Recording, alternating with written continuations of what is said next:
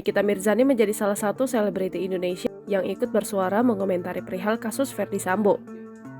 Namun Niki sendiri memiliki tanggapan yang nyaris berbeda dari kebanyakan masyarakat lainnya.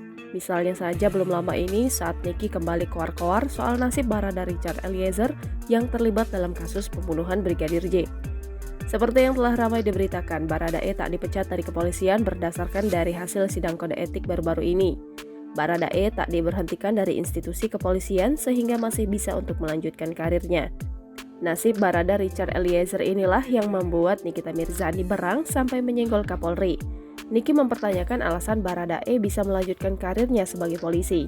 Ia kemudian menyentil kembali peran Baradae di kasus Verdi Sambo serta kejujurannya selama sidang.